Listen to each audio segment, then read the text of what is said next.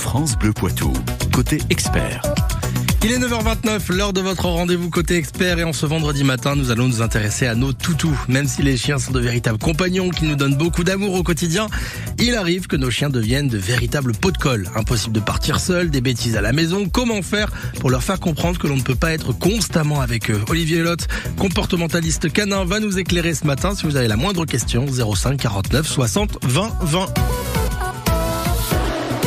Ce matin, nous allons donc parler de nos compagnons à quatre pattes et voir comment faire pour que nos animaux arrivent à se passer de nous, à vivre aussi en autonomie. Bonjour Olivier Lotte. Bonjour Florian. Merci d'être avec nous. Avec plaisir. Vous êtes comportementaliste canin et ce matin, vous allez peut-être pouvoir nous aider. En tout cas, on l'espère. Je l'espère, oui. On dit que le chien est le meilleur ami de l'homme, mais est-ce que c'est pas le contraire? C'est vrai, on les sollicite à longueur de journée pour un câlin, une promenade. Est-ce que c'est peut-être ça aussi qui peut créer de la dépendance? Plein de choses qui peuvent créer de la dépendance, en effet. L'hyperattachement, c'est une pathologie comportementale qui est intéressante à plus d'un titre. D'une part parce qu'elle implique énormément le comportement du référent.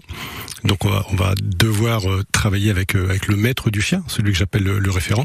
Et puis d'autre part parce que la frontière entre un chien qui est attaché à son référent ou hyper attaché est extrêmement fine. Et alors, comment il se manifeste cet hyperattachement chez le chien? Alors, selon moi, l'hyperattachement, si vous voulez, ça devient une pathologie compliquée dès l'instant qu'il y a une souffrance chez le chien. C'est-à-dire que dès l'instant que vous fermez la porte, le chien tombe dans une anxiété ou une angoisse terrible qui va se traduire soit par la dégradation des meubles, des portes, etc., des aboiements. Et puis quelquefois, on peut aller même vers de l'agressivité, c'est-à-dire qu'un chien qui est hyper attaché à son maître risque aussi à un moment de glisser vers une surprotection, et ça donne des chiens réactifs, par exemple. Un chien qui vient se faire caresser constamment, mais qui n'arrive pas aussi à vivre seul. Bah voilà, c'est ça de l'hyperattachement. Complètement, et surtout, encore une fois, si le chien en souffre, il faut régler le problème. Voilà. Alors la difficulté, c'est que le maître, il trouve son compte dans cet hyperattachement, parce que c'est extrêmement valorisant pour l'humain d'avoir un chien qui vous regarde avec des yeux d'amour. Le problème, c'est si effectivement vous devez vous absenter 2 jours pour une hospitalisation ou pour le travail, votre chien reste seul et il supporte pas forcément la présence d'un autre humain que le sien. Un chien qui nous colle trop, qui est trop dépendant à nous, ça veut dire qu'il nous aime forcément trop? C'est peut-être aussi un chien qui réclame de l'attention, qui réclame des activités. Voilà. Encore une fois, pour moi, tant qu'il n'y a pas une vraie souffrance quand vous vous absentez, c'est pas catastrophique. Après, il faut le gérer. Hein. Il y a des chiens qui vous accompagnent jusqu'aux toilettes. Hein, donc, oui. C'est délicat. Après. C'est du vécu. En tout cas, on parle d'hyperattachement ce matin entre le chien et nous sur France Bleu Poitou. Nous allons voir dans un instant qu'est-ce qui provoque cet hyperattachement. Et d'ailleurs, si vous avez des questions, 05 49 60 20 20. France Bleu Poitou, côté expert. Ce matin, Olivier Lotte, comportementaliste canin, est avec nous sur France Bleu Poitou, et avec lui nous voyons comment faire pour que notre chien ne soit pas dépendant à nous. On parlait de l'hyperattachement, c'est-à-dire le fait que le chien ne puisse pas se passer de nous à s'en rendre malade. Question, est-ce que le chien il va être attaché à une seule ou il peut être attaché à plusieurs personnes? Alors, il va être attaché à la cellule familiale, ça c'est sûr. Après, en général, il jette son dévolu sur une personne. En fait, une figure d'attachement. Après, ça peut, en général, la personne qui s'occupe le plus de lui. Voilà. Et si jamais il fait de l'hyperattachement, ce sera sur cette personne-là. Voilà. Pas par exemple les enfants, parce qu'on sait que les enfants, ils ont tendance à jouer avec le chien, à l'embêter toute la journée, à être tout le temps collé au chien. Le chien, en revanche, n'aura pas d'hyperattachement pour l'enfant? Alors, en tout cas, moi, je ne l'ai jamais vu jusqu'à présent. Le chien est capable de comprendre ce qu'est un enfant. Hein. Souvenez-vous qu'il est quand même capable de sentir des hormones. Il sait que ce sont des petits dômes, si j'ose dire, et ce sont des compagnons de jeu. Or, une figure d'attachement, c'est une figure qui va aider à réduire les émotions, le stress, par exemple. Donc, il y a peu de chances qu'ils prennent un enfant comme en hyperattachement, en définitive. Mais alors, pourquoi le chien, à un moment, arrive avec de l'hyperattachement? Qu'est-ce qui fait qu'à un moment, le chien bascule dans cet hyperattachement? Alors, très souvent, c'est de la faute du référent. Voilà, c'est comme je vous le disais tout à l'heure, c'est extrêmement valorisant et c'est réconfortant d'avoir un petit être qui vous regarde avec des yeux d'amour extraordinaires. Et il y a aussi une hormone qui rentre en ligne de compte qui s'appelle l'ocytocine et qui est l'hormone de l'accouchement, mais aussi d'une certaine façon du bien-être. Or, on a fait des études au Japon et on sait aujourd'hui que quand vous regardez votre chien et quand vous le caressez, vous fabriquez cette hormone qui vous fait du bien. et le chien va aussi la sécréter.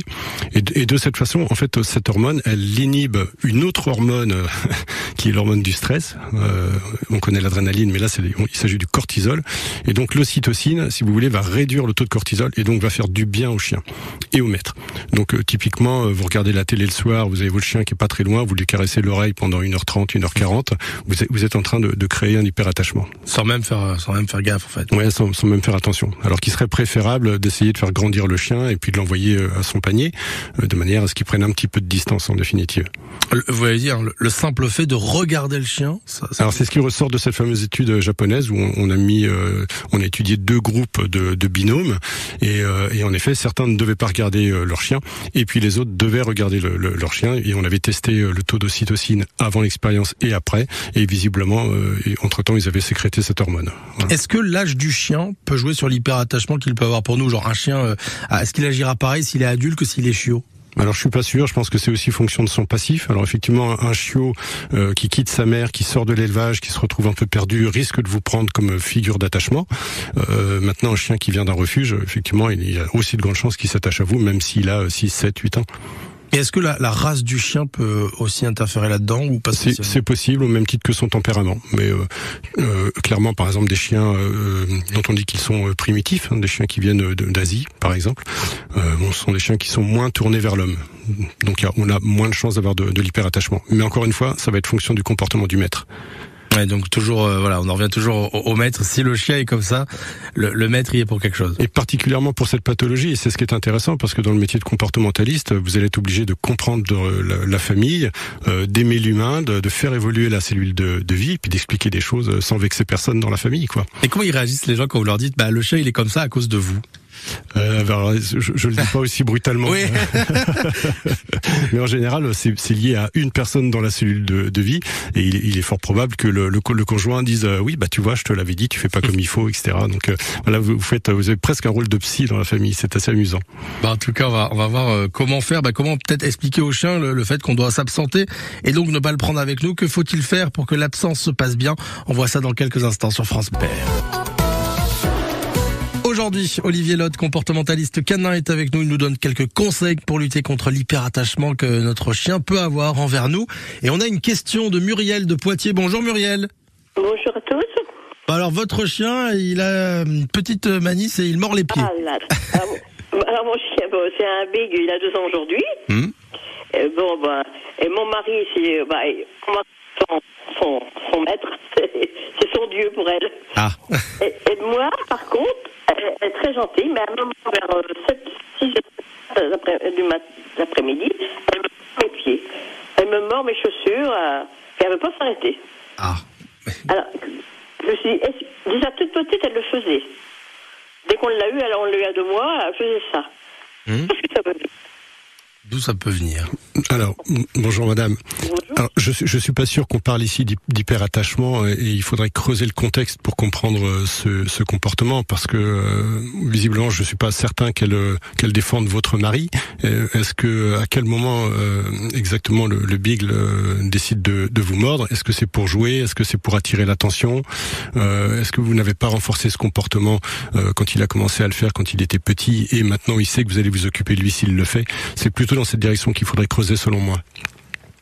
Vous savez, il fait ça pendant un quart d'heure, à peu près, il joue avec moi, il essaie de me... Et puis après, il dort sur les canapés, évidemment. On l'entend plus. Ouais, alors vous voyez, c'est... Elle est mignonne, elle a aucun trouble de comportement, vous savez, qui sont... mon ça, il la promène tous les matins, c'est vrai que c'est son maître. Alors pour moi ça ressemble à du jeu plutôt, et il y a une excitation qui est déchargée sur vos pieds, très certainement. Je pense que ça ressemble quand même à un appel au jeu un peu violent, mais ça ressemble quand même à de l'appel au jeu. Ouais. Pas grave. Le chien veut jouer. Non, il n'y a rien de grave. D'accord. On va essayer de jouer comme ça. Après, moi, ce que je vous conseille, c'est quand le chien vous mordit les pieds, vous sortez de la pièce, vous le laissez seul. Et il comprendra que en mordillant, il perd votre attention et votre présence, il va arrêter de le faire. D'accord. Ah oui, ça c'est une bonne idée, ça, oui. Ok. Voilà Muriel. Eh ben, je vous remercie. Très belle journée. À vous aussi. À très bientôt sur France Bleu, au revoir. On le disait avant la pub, parfois on n'a pas le choix de s'absenter et donc de laisser le chien seul. Comment faire comprendre au chien que l'on doit partir? Est-ce qu'on doit lui faire comprendre? Alors si le chien présente un comportement problématique, oui, il va falloir lui expliquer. Mais vous savez, le chien a l'habitude de ritualiser la plupart de ses comportements et il vous observe en permanence. C'est-à-dire que dès que vous mettez des chaussures, le manteau, etc., s'il a peur de votre absence, il va commencer à tomber en anxiété avant même que vous ayez franchi la porte. Donc idéalement, il faut brouiller les pistes et éviter que le chien ritualise. C'est-à-dire, voilà, vous mettez vos chaussures. Si vous voyez qu'il commence déjà à montrer des troubles de l'anxiété, chaussez-vous, mettez un manteau, mais ne partez pas. Allez prendre un café, habillé. C'est un peu curieux, bien sûr. Mais ça va permettre au chien de ne pas monter en pression avant même que vous ayez quitté la maison. Oui, parce que par exemple, on va chercher le courrier, on s'absente quelques secondes, le chien va pas forcément stresser, puisqu'on va pas forcément s'habiller non plus, on va peut-être pas faire tout comme... Exactement, voilà. Lui, il enregistre tous les détails, il vous scanne en permanence. Donc effectivement, vous allez chercher le courrier, à la limite, vous y allez en chaussons, et il le sait très bien, il sait que vous n'allez pas partir. Ah, je connais des gens aussi qui disent au revoir à leur chien. Est-ce que dire au revoir au chien, lui dire ne bouge pas, on revient dans 5 minutes, machin. Ça fait du bien à l'humain, ça. Ça fait du bien à l'humain, mais est-ce qu'au chien c'est bénéfique? Ouais, encore une fois, si le chien n'est pas problématique, pourquoi pas? Si c'est un chien qui commence à se mettre en pression, c'est pas nécessaire de marquer l'événement. Par contre, vous pouvez vous amuser à sortir et revenir 30 secondes plus tard, et puis vous allez se passer. De toute façon, pour tout ce qui est règlement d'un comportement, il faut y aller en douceur, de toute façon. On parle quand même des chiens, j'ai envie de dire sur un format classique, ceux qui ont un parcours voilà qu'on a pu adopter très jeune. Je parle maintenant des chiens qu'on adopte à la SPA par exemple, qui ont un passé pas toujours glorieux. Ils peuvent s'attacher à nous, peut-être différemment. Peut-être comment on fait pour leur expliquer à ces chiens-là que voilà, j'imagine que c'est peut-être différent, qui ont vécu peut-être l'abandon une fois, 2 fois. Ouais, c'est sûr que pour eux c'est pas facile l'abandon et il va falloir leur expliquer gentiment, en douceur que maintenant ils ont un avenir qui est stable et donc vous allez faire ce type d'exercice en effet. Mais encore une fois, c'est votre comportement qui va modifier le comportement du chien. Donc souvent je donne des petits exercices et je pose des questions. Je dis combien de temps vous pouvez tenir dans une pièce sans regarder votre chien. En général, les référents sourient. Ils me disent, je sais pas, moi, toutes les 50 secondes, je regarde, je veux savoir où il est. Et là, vous commencez à mettre en place, en fait, un hyperattachement. Peut-être vous sentez-vous concerné par tout ce que vous entendez ce matin. Peut-être cherchez-vous des solutions pour vaincre l'hyperattachement de votre chien. Olivier Lotte, notre comportementaliste, va nous donner quelques astuces. Ce sera juste après le dernier titre d'Harry Styles. Voici Late Night Talking sur France Bleu. Dernière partie de notre émission Côté Expert sur France Bleu ce matin avec Olivier Lotte, comportementaliste canin. Ce matin, nous parlons d'hyperattachement. Vous allez peut-être nous donner quelques astuces pour lutter contre cet hyperattachement qui peut être vite gênant, Olivier? Alors, je répondrai comme les Grecs antiques, la vérité est dans la voie du milieu. Voilà. C'est-à-dire que clairement, si vous avez un chien qui a besoin d'être rassuré, bien sûr, il faut le caresser et on l'a dit avec l'ocytocine, vous allez sécréter une hormone qui va lui faire du bien. Voilà, ça c'est certain.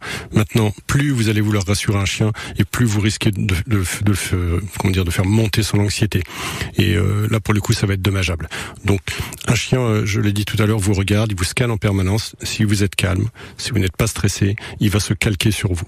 Donc oui à quelques caresses et puis ensuite occupez-vous de ce que vous faites dans la journée. Il est avec vous, il vous regarde et tout se passera bien de cette façon-là. Il n'y aura pas d'excès. Bon, et puis si mon chien est déjà en hyperattachement, on n'arrive pas à gérer, on peut venir vous voir, les comportementalistes. Oui, et puis voilà, en toute sincérité, je suis pas le seul comportementaliste de la région, donc il y en a forcément autour de chez vous. Il faut pas hésiter à se faire aider par un professionnel parce que encore une fois, c'est votre comportement qui va entretenir cet hyperattachement et c'est bien d'avoir des yeux extérieurs qui vont vous dire, là, vous voyez, on se parle depuis 15 minutes, ça fait 15 minutes que vous caressez votre chien, par exemple. Oui. Mais en fait, on le fait de manière inconsciente, encore une fois. Hein. Mais exactement. Et cette fameuse hormone dont je vous parlais, elle a une durée de vie très courte dans l'organisme. Donc oui, elle fait baisser le stress, mais du coup, à vous en redemander, quoi. C'est un peu comme les gens qui vont courir et qui fabriquent de l'endorphine, qui est proche de la morphine. Ils se font du bien. Et si vous avez des marathoniens autour de vous, vous verrez, ils peuvent pas s'empêcher de courir tous les jours. Donc c'est un peu dans la même idée. Vous avez besoin de cette hormone pour vous tranquilliser et le chien aussi. En fait, c'est le juste milieu qu'il faut trouver. Ça, c'est pas trop, ça. pas assez. La voie du milieu, c'est la voie bouddhiste. Ouais. Soyez bouddhiste avec votre chien. Soyez bouddhiste avec votre chien, mais des fois c'est compliqué en même temps de le trouver ce juste milieu. Il y a des chiens qui ben voilà, ils sont tout le temps là, en redemander. C'est vrai, mais une personne âgée qui prend son chien, elle a aussi besoin de ce contact. Donc la difficulté, ça va être de faire changer l'humain. Et c'est vraiment la clé du métier, faire évoluer la cellule de vie. Et c'est comme ça qu'on arrive à changer le comportement du chien. Et l'autre difficulté, c'est que là, on travaille sur une émotion, et une émotion, ce n'est pas un comportement. Un comportement, vous pouvez l'éteindre. Si vous utilisez un tiroir et qu'il marche pas, vous allez arrêter d'utiliser ce tiroir. Le comportement s'éteint, mais pas une émotion. Une émotion, elle est faite pour s'inscrire dans la durée. C'est sa caractéristique. On vient vous voir, ça se passe sur combien de temps? Il y a plusieurs séances avant de... Alors en général, moi je fais une grosse séance de départ parce que je donne beaucoup d'informations aux référents pour qu'ils puissent comprendre où on va en définitive. Et puis après, c'est lui qui travaillera sans moi, donc on va se revoir 4-5 fois sur ce genre de problème. Et en général, dès l'instant qu'il comprend ce qui se passe, les choses changent. Bon, vous nous garantissez en tout cas qu'un chien qui a de l'hyperattachement peut devenir un chien posé? Oui, si l'humain travaille sur lui. On revient toujours à cette même chose. C'est ça. Il faut que l'humain travaille sur lui. On retiendra que le chien, en tout cas, est une éponge. Il devient un véritable pot de colle si on lui donne trop d'affection, si on est trop sur lui et qu'on ne l'habitue pas à être seul dès son plus jeune âge, en fait. Il faut que dès son plus jeune âge, on lui laisse aussi des petits temps pour lui. Oui, on va le faire grandir, en fait, parce que c'est aussi ce que fait sa mère. À 2 mois, elle commence à le repousser un petit peu, d'abord parce qu'elle en a marre, et puis parce que c'est le moyen de faire grandir son chien. Le problème, c'est que quand vous le prenez, vous, et qu'il a 2 mois, vous risquez, vous, de devenir la figure d'attachement, et puis peut-être d'hyperattachement. Souvent, si le chien est trop attaché à nous, c'est parce que nous sommes trop attachés à notre chien. Si votre chien est trop attaché à vous, il faut peut-être par moment l'ignorer, reprendre le contrôle sur votre chien. C'est vous qui décidez quand caresser le chien, quand jouer avec lui. Et puis si vous devez vous absenter, partez calmement, sans forcément caresser le chien avant ou sans forcément lui dire au revoir. Il faut aussi que le chien, on l'a dit, ce soit quelque chose de banal, en fait, le simple fait de partir. Donc on prend peut-être le temps de s'habiller un petit peu plus tôt, de rester boire un café. Oui, et de brouiller les pistes. Surtout qu'il n'ait pas de repère. Juste une chose, je vous ai entendu dire, c'est vous qui décidez de la caresse. Non, ça peut être lui, s'il a besoin de venir vous voir. Voilà. Par contre, il ne faut pas que ce soit systématique, ça c'est sûr. Voilà. Bon, en tout cas, merci beaucoup Olivier Lotte d'avoir été avec nous. Si vous souhaitez approfondir le sujet et prendre de contact avec notre spécialiste, rendez-vous sur votre site chienpluriel.fr. Puis il y a aussi des livres que vous avez écrits qui peuvent être très intéressants. Et le chien au macroscope, oui, qui permet de prendre de la hauteur justement et de comprendre comment l'environnement joue sur le comportement du chien. Voilà, donc ça peut-être vous aider. Merci beaucoup Olivier d'avoir été avec nous. Merci de m'avoir invité, avec grand plaisir. Et à très bientôt. Merci. Au revoir dans un instant. C'est Sonia Brunet qui arrive pour Côté Saveur sur France Bleu Poitou.